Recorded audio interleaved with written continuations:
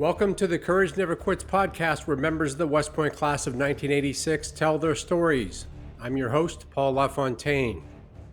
As always, the views expressed in this podcast are those of the participants and not of West Point, the Army, or any organization.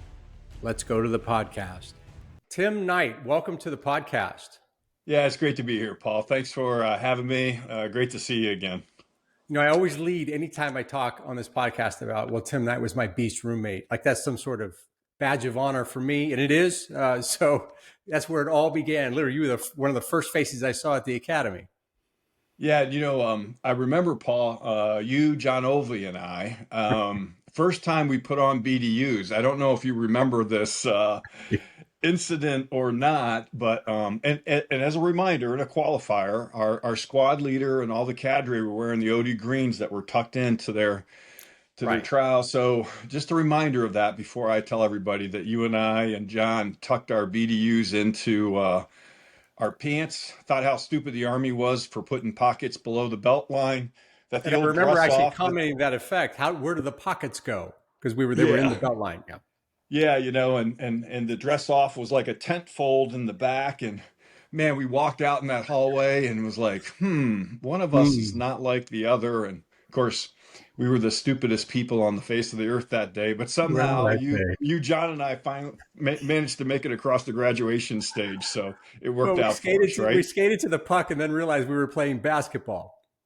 Yeah, exactly. Good analogy. So yeah, those were. I remember that very fondly. I'm glad you brought it up. I didn't want to bring it up. It's that, and when we made our beds with the U.S. up instead of down, or just some rookie non-Army mistakes that we were making back then, but somehow we got through beast, so that was good. It was quite well. I was an incredibly lucky guy because you were amazing with your memorization skills. Absolutely. You had poop down to a science, and then Olvie, of course, knew the lay of the land on all the ins and outs of the academy. So I was definitely drafting on a couple of really talented guys there to get through that period. Yeah, I'm not sure how you draft on memorization, Paul, but I'll take your word for it. So thanks for that. Well, you would answer it that it would slightly diffuse it, right? And so then they would come to me and I wouldn't know, and they say, "Well, I've wasted enough time already." So. Terrific stuff. So you are talk through Massillon, Ohio. What was it about West Point? Because why West Point? What was it that attracted you? Yeah, Paul, this is one of those stories about really public school and a public school librarian of all things. I was in high school trying to figure out how to pay for college. I mean, it really was that simple. And I was looking at ROTC programs, and the school librarian said, "Tim, you should look at the academies." And I remember very distinctly almost laughing at her, like, my family doesn't know a congressman. How am I possibly, going to get into a military academy? And she talked about our congressman, a very honorable gentleman by the name of Congressman Ralph Regula, was a World War II vet, said, "There's not an ounce of politics in what happens here in Stark County with Congressman Regula." She went over, she pulled the catalogs from Army, Navy, Air Force, and Merchant Marine and gave them to me. And, at the time, they used to have the old college catalogs in the library you would use. And I read them, and West Point just stuck out to me. It just really resonated. Talked to my parents about it. We visited, and then was very fortunate and blessed to get a nomination and an appointment, and you saw me on our day, right? Right. So you did visit. I did. You did. Yeah. My family had a chance to drive out. We visited both Army and Navy. You did. And just was really struck by West Point and the connection between the cadets. You could sense the brotherhood. I knew it was tough, but I also thought that would be a great challenge. If you could get through that, you can get through anything. But for me, it really did start with, how in the world am I going to pay for college? And that's what led me on the path of looking at the Army. So people forget it was 1981, 82, and things were a little rough back then. So yeah, and people are complaining about price of eggs today, but it was a little tough, like gas lines, the whole bit, right? Yeah, and my father came from a challenged background and Yeah. had been about 3 semesters at college, ran out of money, Yeah. ended up in the army during Korea. Uh, so then he went back to night school when he got back using the GI Bill and stuff. He was like 3 years old or I was 3 years old when he got his degree. Yeah. So there was a little bit of a history in the family of, the army is a way to kind of figure this out. So, Yeah. yeah, I guess that was Yeah. really what led me to the academy. So I wish it was something, bigger picture or those type of different things, but it really was that way. And of course, it changed my life in Yeah. so many ways. And first off, just as you know, with the friends that you make Hmm. for a lifetime. My wife Pam, who I met a number of years after I left the service, didn't know me during the army days, and still marvels. She's like, Tim, you'll get together with a friend from those days. You haven't seen each other because you're guys in 5, 8, 10 years, and it was like it was 5, 10 days. You guys Yeah. connect immediately. You do that, and of course that was really special. And obviously the education that we got was fantastic, not just in the classroom, but the experience that we got about some of the fundamentals of leading and doing those things was really transformational for me, and opened a lot of doors for me when I got out of the service as well. Well, cadet life, you seem to take to it. Well, well, yeah. It kind of worked out for you. What? It did work out, but it was a lot of work though. Yeah. I look at my brother Steve was class of '88, and Ah, I didn't I know that. always Okay. Yeah. yeah, I always thought Steve was smarter than me. Steve was one of those Really? guys that yeah, he may not have had the GPA that I had, but that only meant that he was smarter than I was because his philosophy, he had two philosophies. He said, if you wait to the last minute, it only takes a minute. And it's only a lot of reading if you read it. And I used to laugh, but he did great. Grade Okay. wise, he would take more advantage of the cadet trips, those type of different thing. I was more of a nose to the grindstone for 4 years, Yeah. just kind of plowing through and working. That's what I knew, from growing up and stuff. And so sometimes I feel like looking back, maybe I missed out on some of the fun opportunities that the academy had because I always would make sure that the work side and doing kind of the school part. Although it did work out because the scholarship when I went to Oxford, I had a little bit of a different pace That's and great. really enjoy my time there a lot more. That's But a unique experience. I definitely want to dive into that. I will yeah, take this, but you did work very hard. Like even when we were there in Beast, you were, in the evening with the flashlight getting the poop down. It wasn't like you just breezed through it. yeah. You obviously very smart, but you worked hard at it as well. Now, your first company out of the gate was over. You were in the Fourth Regiment because we were all I in. was H4. I was a hog. Go Hogs. You were Yep. H4, and then how did you find that? I mean, you rocketed out of Beast and like Yeah, how did you find Fleet Gear? it was great. H4 was a great company. We were in the Lost Divisions, Yeah, back there, kind of in the corner, but was great. Good friends, yeah, roommates with Rob Lott and Eric yeah, Wesley and yeah. everything. So it was just, once again, hard adjusting all those type of different things. But yeah, great experience in H4. Trying to figure out collegiate academics. I remember, Paul, you talked about being from Maslin. I remember people talking about taking AP courses in high Right. school. And I thought, what does the Associated Press have to do with like what we're doing? You're laughing. I'm serious. I'd never heard of any advanced courses or those Right. type of different things. And like, trying to figure out calculus and all those type of different things. And so once again, a lot of nose to the grindstone, just trying to figure out collegiate academics. But So, what grateful were for your my high interests in school. high school? Were you an academic guy, or did you sports? What?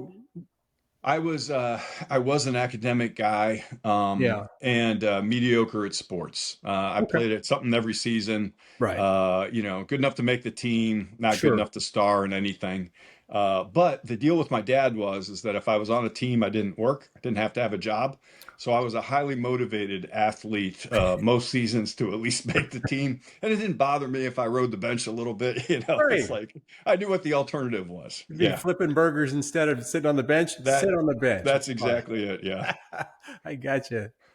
And then you went over to B3, right? As a Yeah. year one. Went over the Bandits. Was in seventh code during the or no fifth code. Seventh code was our Our company at company, Beast, yeah. and fifth code during Buckner, and then ended up over in Bandit territory Yeah. for the rest of the time. And of course, that ended up being really helpful when was on brigade staff, just because B3 was just a couple floors above us in terms Right. of in the barracks there, and so could stay connected with the company that way, and all the friends. You know how close you get to your classmates in your company. So yeah, that worked out great. Loved B3, the crew that was there with me. Well, let's talk about the brigade staff. So you were our first captain, which was a terrific honor, and you were a beloved first captain because Well, that's everyone felt kind. like Thank everyone knew you. you, right? Yeah, What yeah. what what was life like as the first captain back in the 86 year? Yeah, so remember my connectivity at first captain with General Boylan. So Yeah, that had actually, that he had its own was flavor. yeah, yeah, exactly right.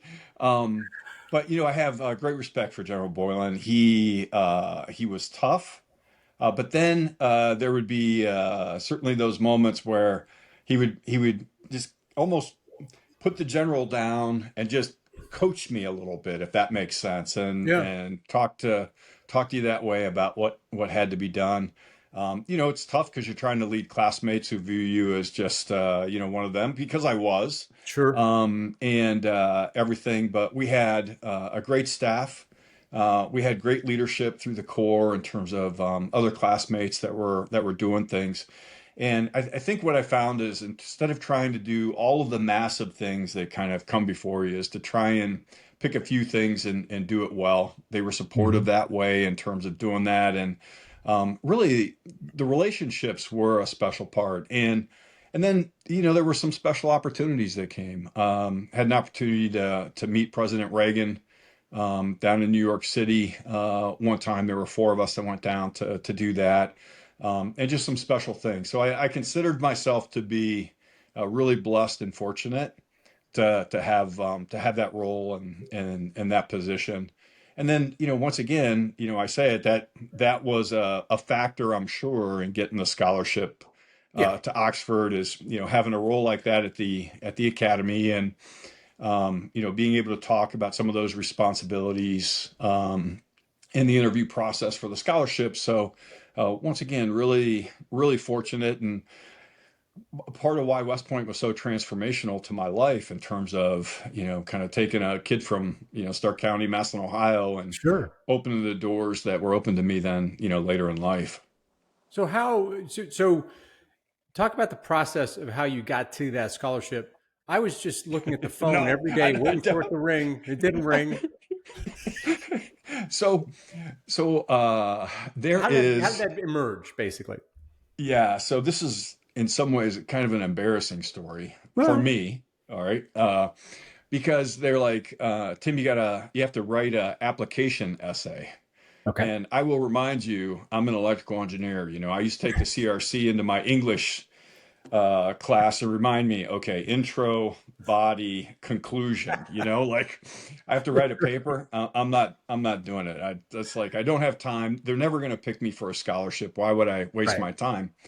And they said, Tim, if you get selected for the interviews, you don't have to take your exams at the end of the semester. I'm Well, like, there's how a long is that pattern essay? developing here, Tim. There's a pattern we see here. First, sports, you don't have to work. Yeah, yeah. So now it I'm now like, it can be revealed. like how long does that essay have to be? You know, and but the academy and I don't know if you follow what I do, just because of that being kind of an important part of what happened to me at the academy. Sure. Academy has an incredible program with professors and leaders that speak into cadets that apply for those scholarship programs. And West Point is, top 5, probably top 3 or 4 in the country in terms of some of these premier scholarships that are awarded go to Yeah. cadets. And it really is. I don't want to take anything away from the cadets, because clearly they're the ones that are out there earning those scholarships. But I know for a fact in my case, and I would hazard a guess that in the cadets that this occurs to today, they would talk so much about the support system of helping to coach you, and in my case, an electrical engineer, to write a paper that, it had a body, or it had an intro, body, and conclusion, but maybe a few things in there that would at least get you to the next step of the interview process. So then went to the interview process for both the Marshall and the Rhodes. The Rhodes folks actually selected from Ohio a gentleman by the name of Mike Lanise, who played football for Ohio State. Great guy. So he went on for the Rhodes from Ohio. But I got selected for a regional interview. So I went back for a second interview in Chicago with the Marshall. And I got a call a few days later over Christmas break that I'd been selected for the Marshall Scholarship, and had an opportunity to do that.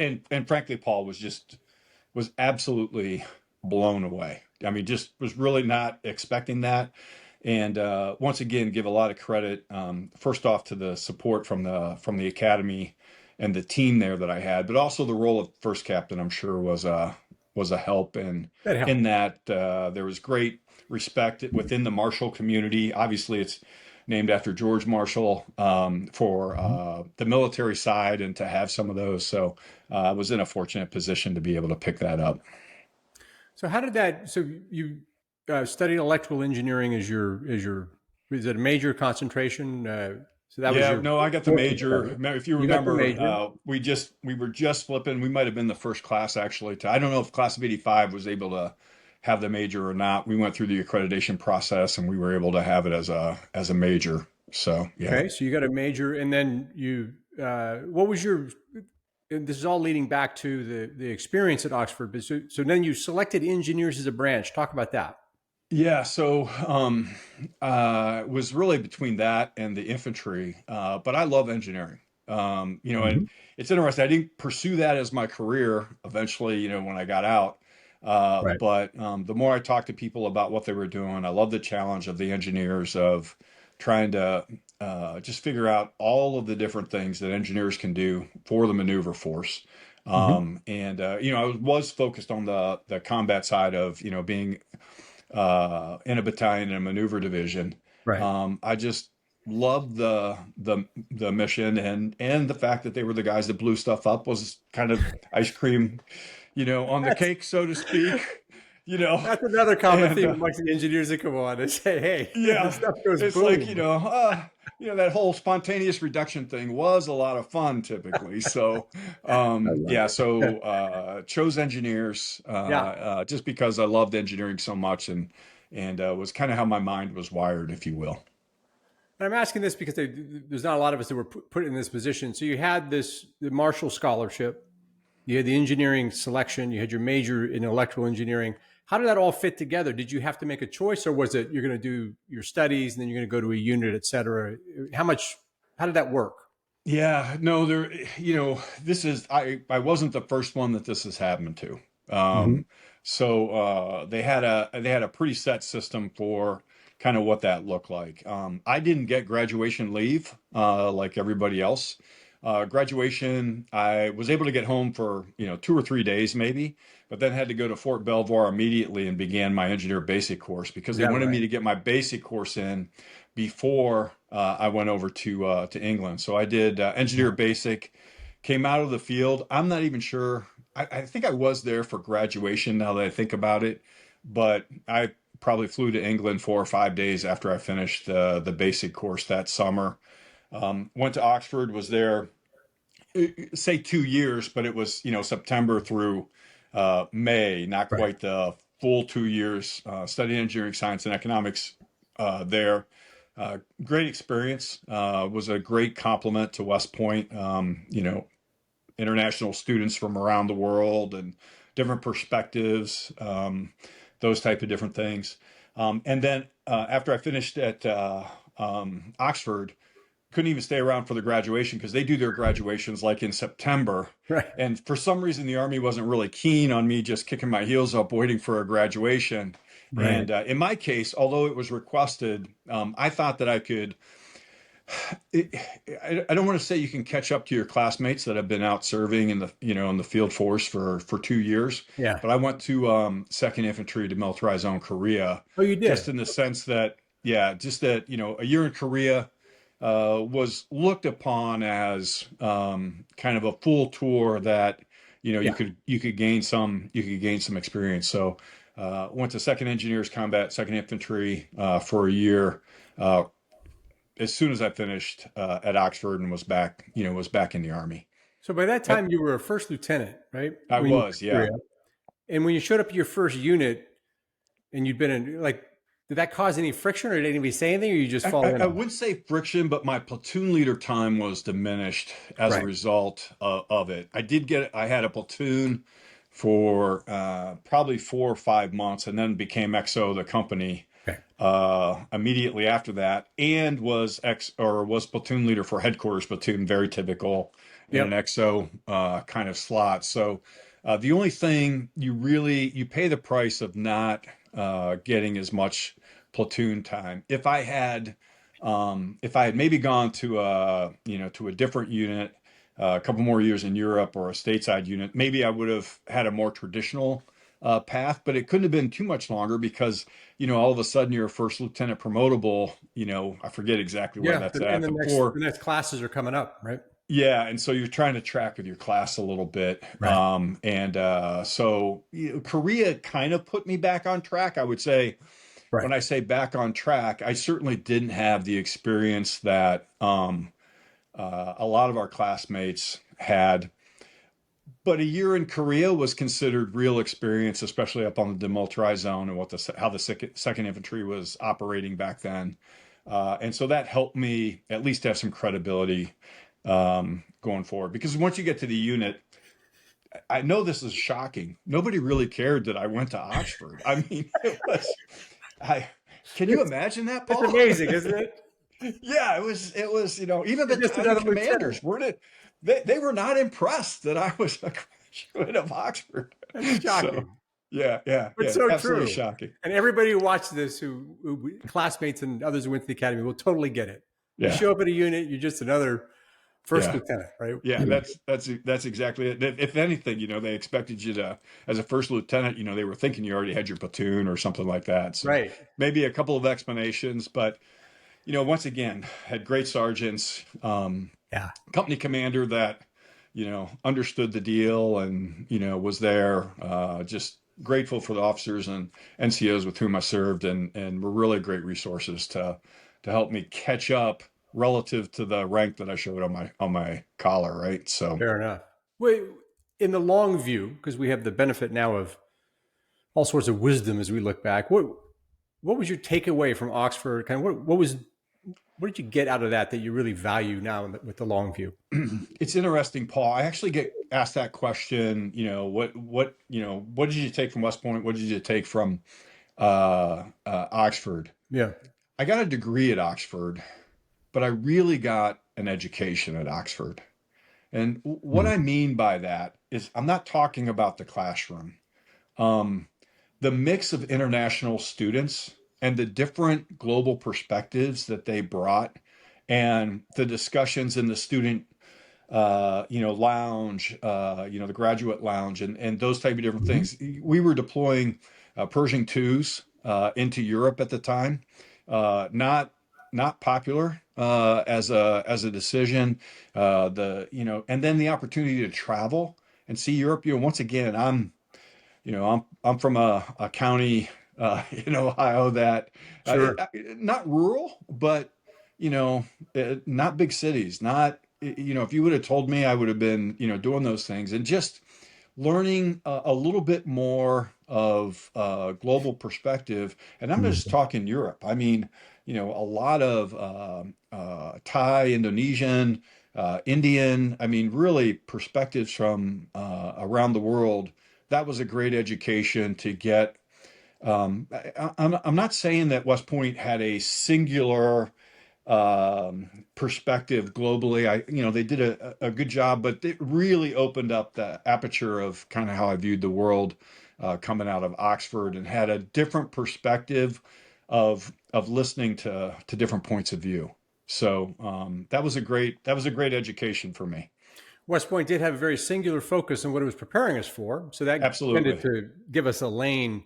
And then Oxford opened that up. I lived in London myself. And so just watching news from other countries for a year or so really gives you a slight taste of that, although not nearly as well articulated as the smoking lounge at Oxford. But, yes. It's a very high end, Paul. Very, me sitting very, with a coffee very bougie. on my sofa. Just to be clear, me sitting on a coffee on my sofa watching the BBC was not the same as Oxford. I'm just going to be clear. I'm not even for a moment suggesting that. That's terrific. And so you say on your LinkedIn you got a chance to go to Desert Storm. So what happened after Korea? Yeah, so came home from Korea, did the advanced course, ended up with the 937th Engineer Group Combat at Fort Riley. Okay. Which associated with the 1st Infantry Division.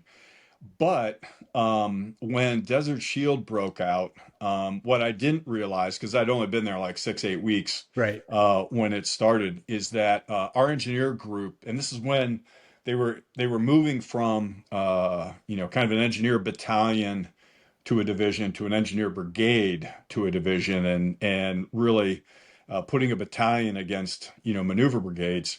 Our group was actually secondary for support of 18th Airborne Corps. Huh. So we didn't deploy with the 1st Infantry Division. We deployed with the 20th Engineer Brigade Airborne Combat out of Bragg.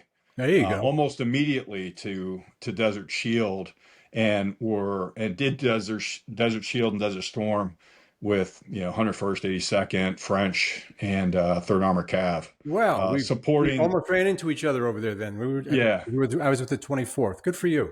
Okay.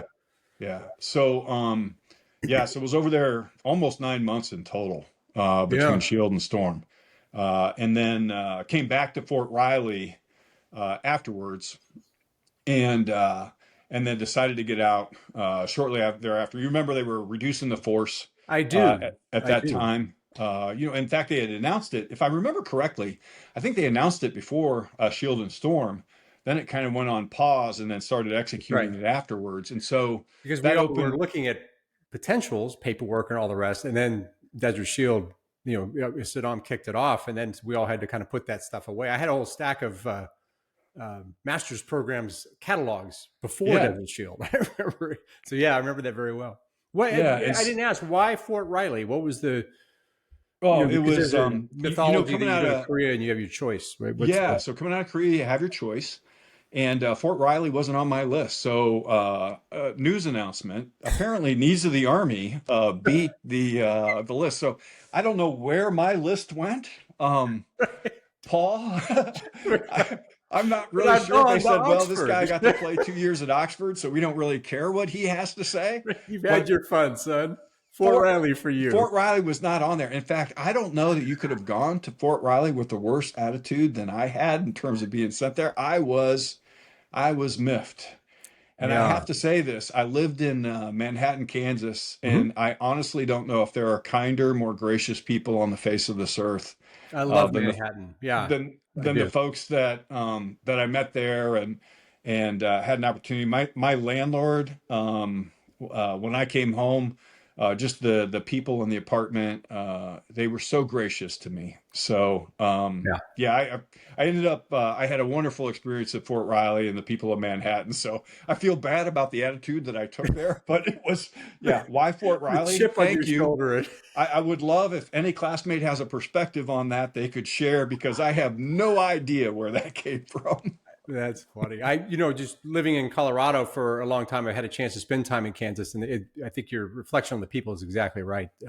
So that certainly would take the edge off. So you stayed in 6 years. And you said they were encouraging most of us to get out at the time. I remember it was, and so you just said, okay, it's time to up stakes. Had Pam entered the scene then, or was she a little No, later? in fact, still a Okay. couple of years out. So I was really debating at the time, do I pursue engineering, which I Hmm. loved, or as you know, there are some companies that recruit junior military officers for their Yes. management training program. Right. And so I was exploring both paths, and I had an opportunity to do that management training program at Procter and Gamble, Ah, big, well-known company in Ohio. Got me close to home. Eventually, I started with them in Connecticut. yeah. Was out there for a number of months, and then moved to Cincinnati with them, and was with them for a couple of years. I was assigned to now this won't shock you, to the beauty care division, um, and and Noxema skin Yeah. cream. It So seems like a fit. I have to tell you, Procter was an amazing company. Hmm. It was mini business school for me. I don't want to minimize Yeah. the business school experience so many classmates of ours has, but I was done with master's degree, right? I was done with school. I didn't want to go back and do an MBA. There were some things that I had to fill the gaps in, but Procter was a great, very focused on kind of their training program, giving you those tools. I did have to take some classes, MBA level classes, especially in finance and capital structures and stuff eventually in my career. But Procter really enabled me to do that, how to talk to customers and consumers and those type of different things. But beauty care was driving me crazy. I mean, Hmm. I'm like, I made a mistake. I should have done engineering. And right at that time, a headhunter reached out to me about a company even closer to home, up in the area where I grew up, Hmm. called Rubbermaid, which is also a well-known company at the time. This is before Newell had bought them. For a product manager job on probably their smallest product line, which was gas cans and automotive storage and organization. And I went there, Hmm. and I actually loved it. This was a little bit more, Procter was very much consumer packaged goods marketing. Right. Um, Rubbermaid was more product management, meaning that you'd be out with the sales team. Yes, you were doing the product line, but you had to go to the factory to try and get time on the line. It was more holistic of running a little business, and I found Because my you were niche. running that product as a business, right? In those types of companies. Very much so, Yeah. Yeah. and it was a fantastic opportunity. It was a small line, but it was mine in a way. Yeah. It was so Yeah. small in a corporation that nobody was really paying attention to what was going over there. So I felt like I Sure. had a lot of freedom, and Rubbermaid gave you a lot of opportunity to really to do that. And that's when I met when I moved back to this area. So it's amazing. It was really not until I moved back to this area that I met my bride, Mhm. Pam. I met Okay. shortly after I came back to the Rubbermaid area, and then we got married year and a half, 2 years kind of after that. So we were a little bit older. We were 31 when we got married. But yeah, it was when I transitioned to Rubbermaid, and then I was at Rubbermaid also a couple years, and Sherwin-Williams reached out with a nice opportunity, so I decided to leave for Sherwin-Williams, and then it was a 22-year career at Yeah. Sherwin-Williams. Now we all know Sherman Williams for the paint, but they have many divisions. What was your specialty there? Yeah, so when I started, I was in the associated products, so it would be spray paint, brushes and Okay. rollers, caulks and sealants, those type of different things, and then eventually I got into people think of it as the house paint, but I was doing it internationally. My Yeah. boss called me in. I'd been running a U.S. division that ran kind of those associated products, and one day he called me and he said, "Tim, we'd like you to take over and be president kind of our global effort, run that business." I said, "Well, two things. Number one, I wasn't aware we had a global business, and and And two, why me? And he said, well, first question, we don't, thus your mission. Second, and we did. That's not fair. We Yeah, did, but it was your job nascent to in the raise the company. awareness, son. Yeah, exactly, right. And as I look around the management team, you're the only one that's lived outside the country, And it's Right. like, Right. so I started really a heavy international focus of running global businesses, and then also had the opportunity in doing that. I was doing that for a couple of years, and when a company does that, you really face a choice of building it organically or Right. accelerating that with M&A. Yep. So I thought with our cash flow from North America that we were in a good position to do M&A, Hmm. and so was advocating that. The gentleman who was doing leading M&A at Sherwin-Williams retired, and Sherwin's philosophy had always been to take an operating president, put him in that role, because they wanted to make sure the deals that we did would work for the operators to actually execute the business. It wasn't Hmm. just corporate buying a company and throwing it Right. over the wall to And the all rest of the sorts of company. pieces fall off the side of it because you're Yeah, not fitting it in right. Yeah. Yeah. exactly. And it was pretty typical for maybe a company executives to have to spend some time at corporate. This ended up being a great gig. I did that for 4 years. We did a number of deals really around the world, back into an operating role where I was president of a global region, and then went back, asked me to come back on staff to do more M&A for a couple of years. We did a large deal for us. It was 11.3 billion. We bought a company called Valspar, Uh-huh. and brought that into the company. And I would have been going back to the international business, and I'd been traveling out of the country almost every other week for about 12 years. Right. And Pam and I just decided it was time to get off that treadmill. And that's when I hung my own shingle out. I can't believe it's 9.5 years ago, doing this thing called consulting, which is what all unemployed people do, right? We consult. And most of my practice is on the private equity side, Right. but I also have clients that are privately held Now, when you companies, did the especially like M&A, a family. were you the negotiator? Were you the team lead that looked at the deals? What was your Yes, activity? yes. Soup to Oh, nuts. soup Yeah, to soup nuts. to nuts. It was really a small team that we had. We would bring in if um, legal support. We'd bring in Hmm. support from the division or the group that was going to get that acquisition or have to run it. But quarterback the deal, right? From Yeah. initial Right. contact, strategy, telling the board, helping them understand what was going on. Clearly, you do this as a team, Paul. You don't. Yeah. It's not something that you do alone. And the CEO, the CFO, really tied at the hip with them to kind of do that. But I was the one out on the ground knocking on doors. I tell people M&A is a lot like high school for me. Asked a lot of people out, got a lot of no's, but kept asking, and eventually you get a yes. Eventually, you get So, a yes. and honestly, I'm still doing that today. M&A is still a big part of what I do, Yeah. especially in private equity, and that's something I enjoy and have been doing now, kind of in my own realm, or I say my own company, but it's me, right? My company is Yeah. it's just me.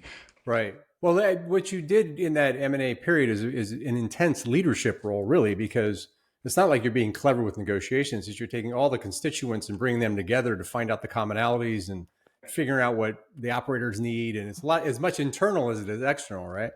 Yeah, it is. And it's also putting some process in place. Right. If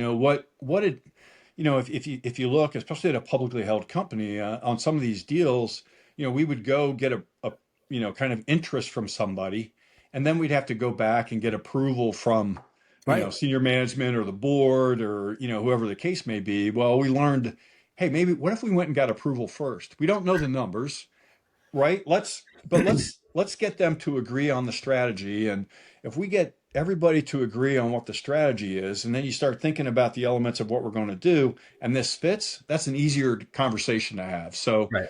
putting those pieces in place and doing that. And you laugh. I still use strategic, operational, tactical is a great approach to think about, how to organize, developing a strategy, having operating principles that are going to, kind of support that. And then the tactical, I call them executional elements now. Nobody's really wanting to be tactical out here in private equity world, but Right. to build that. So, even the approach that we learned back in the academy days, still very relevant, I found, to what I do today. What are some other tools you draw on? Could be simple, or because I also was always trying to mine the old tools we learned. Any other ones that kind of always were old You, reliables?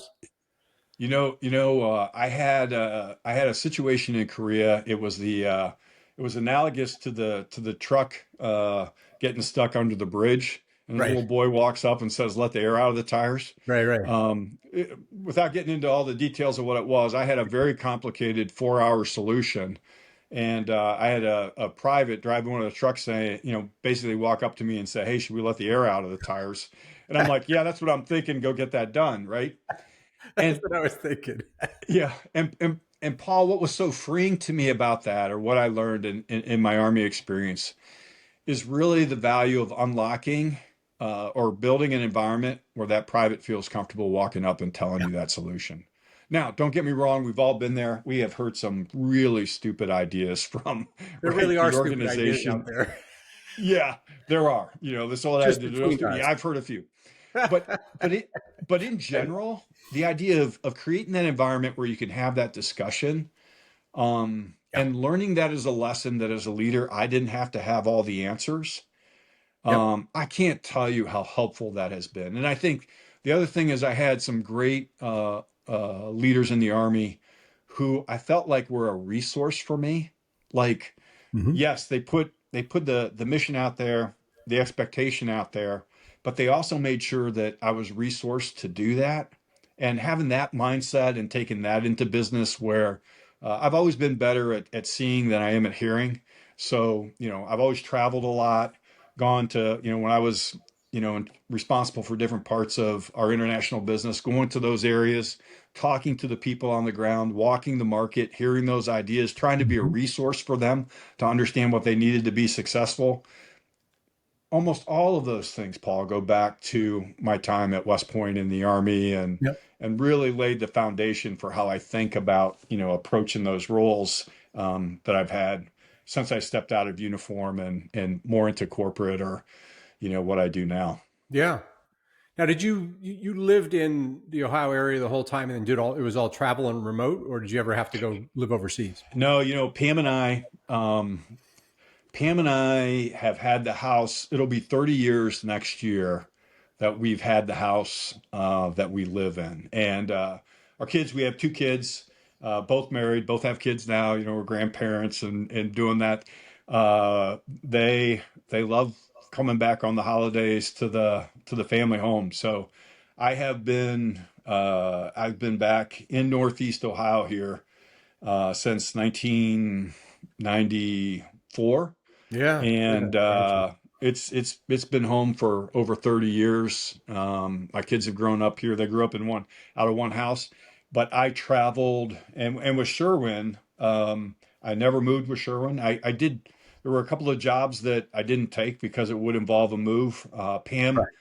Pam's a Cleveland girl. She's from the Cleveland area, so also from this part.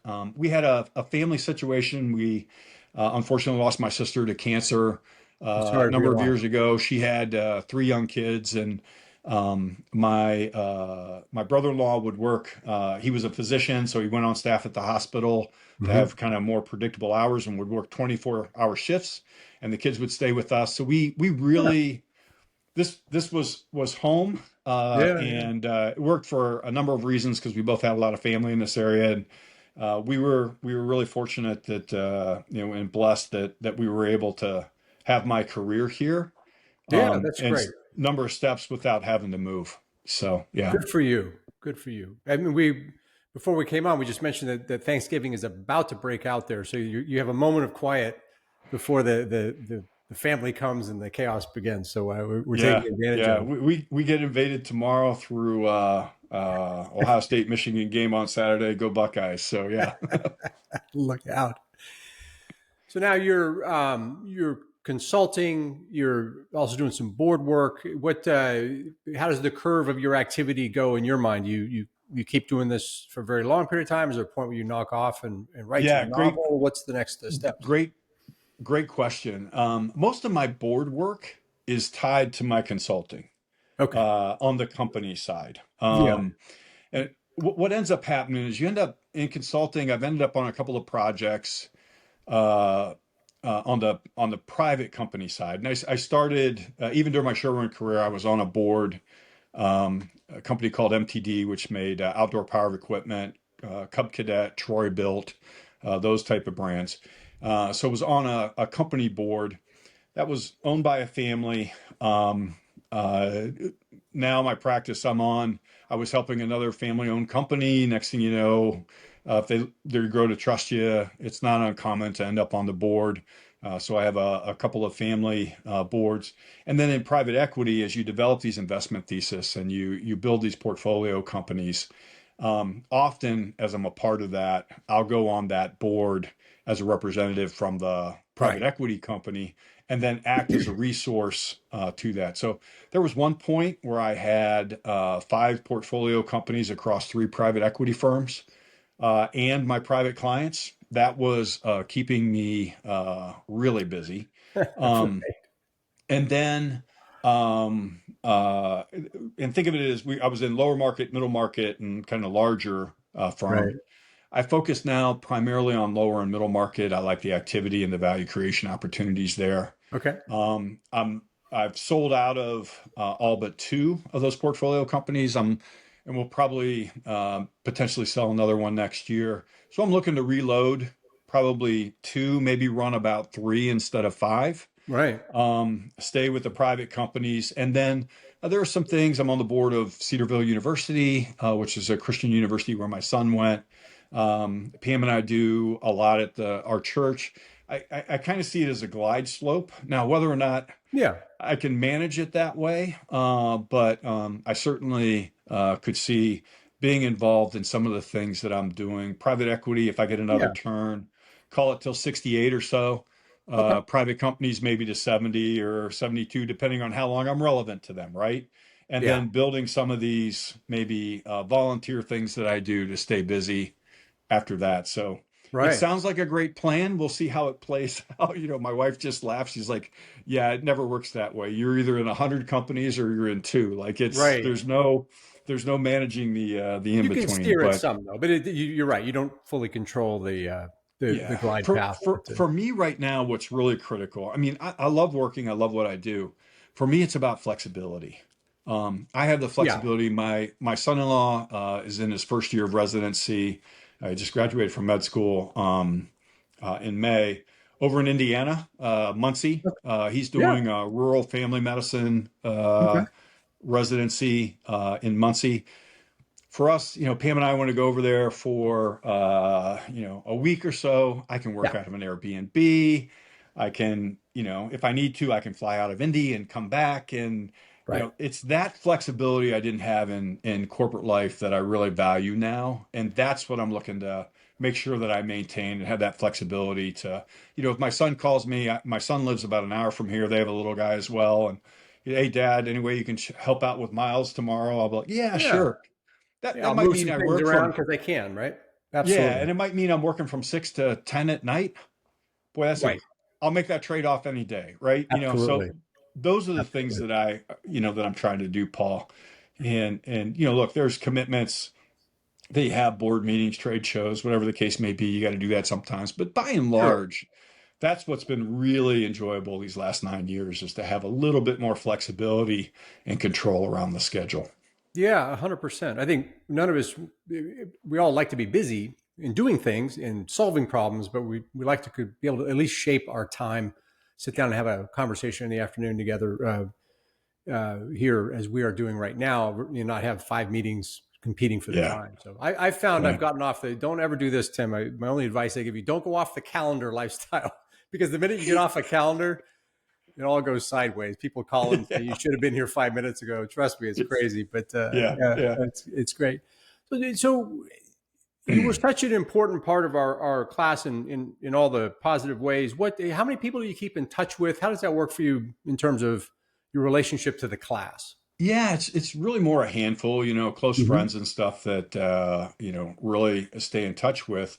There are a few in the area, but Yeah, that's why I think I cherish the reunions and stuff so much. right, As an opportunity to see everybody and get a larger cross section, and then you'll be amazed. It might be 10 years you haven't talked to somebody, and all of a sudden there's a common interest or an intersecting point or something like that, and right, you get reconnected in a way that is special, yeah, right? And not only is it special, it causes a connection that you stay up a little bit better with maybe than you have for the last number of years, just because you've had that reconnecting point with somebody that we go back and have so many shared experiences and different experiences, right? There's a lot of respect for what we did by going to the academy, but I would say there's not a lot of understanding for the most mm-hmm. part in my community, because I'm not in that military community. Haven't been for a lot of years, and Yeah. veterans are sprinkled throughout now, not as concentrated as when we were in. So it's always great, like when, let's say, your beast roommate reaches out to you and say, "Hey, you want to spend an hour on a On a podcast and podcast, like talk about what's been going on?" It's like, you know what? I'd love to do that. So yeah. Yeah, terrific. I think as we as we get to this period of life, the ability to reach out that easily to people, and you Yeah. see it in our peers who don't have our common experience, making new friends at age 61, 62 is hard. We don't need to make new ones. We've got an Yeah. entire metric ton of older ones that are willing to be reactivated just with a phone call. Um, Terrific. So you plan on coming to the 40th? I'm assuming from your enjoyment of it. That's my plan. Yeah, And Pam and I would love to. Obviously, there are things that come up. We missed the last one, which was disappointing. We had a family, yeah, situation. Her parents now, we've lost my mom. We still have my mom, and do some caregiving in that regard. So we do our best, and that's our yeah, plan. And I do hope that I'll have a chance to see a lot of the classmates, yeah. a It'd be lot of great classmates because there. Carson's just breezed in as class president based on his Rod Serling impression. Yeah, You know, I mean yeah, yeah. he's all vibes, right? We need someone who's going to work hard. We need you back in the chair. Well, thanks for that. Yeah. Although you can't give him too hard of a time. His other day job is pretty important as well. Yeah, So yeah. yeah. He finally got serious about stuff. No, I love teasing Roger. So, is there anything we have not covered in this amazing catch up with Tim Knight? No, I don't think so, Paul. But just what a joy it is to see you again. I was thinking back to those beast days and just how confusing and overwhelming it was. How confusing and overwhelming it was. To try and figure out all that was going on, and then I remember them saying, "Hey, look to your left, look to your right, one of you won't be here at graduation." And for the three of us to be there at Yeah, graduation was a special thing for me, to yeah. know We that all the three. three of us kind of all made it and graduated and everything. And of course, Miss John, Yeah, not having him with us anymore, but sadly, yeah. that was a special room, and I don't take for granted how my West Point experience started with you and John, and just the room that we had that way to kind of set me on my path at the academy. We were extraordinarily lucky because I think the three of us were going to make it. It was like from day one, there was no question that we were going to stick in it. Maybe whether Yeah, we made it for other reasons, who knew? But we were going to stick in it. And I listened to stories of classmates who room with someone who was having tremendous doubts, and I can't imagine going through the difficulty of a new cadet experience and your roommates over there thinking about leaving. That'd be really tough to handle. So we were lucky we avoided that, and we had a great group. And I just really appreciate you coming on and spending some time with us. It's now is our time to reconnect. I know this will help encourage some people to reach out to old friends. So thanks so much for yeah. coming on. I hope so, Paul. It'd be great to reconnect with folks, and certainly great to do that with you. So If you're ever up in Ohio, please let me know, and I'll do the same when I head down to South Carolina or Colorado, just depending where you might be. Absolutely. Thanks, Tim. Yeah, take care. All the best. Thank you for listening to this episode of the Courage Never Quits podcast, where any member of the class of 1986 who is willing to tell their story will be a guest. To get the word out and stay up to date on the latest episodes, hit the like and subscribe button. With over 900 living graduates, we have a lot of stories to tell, and you don't want to miss any of them. We'll see you in the next episode.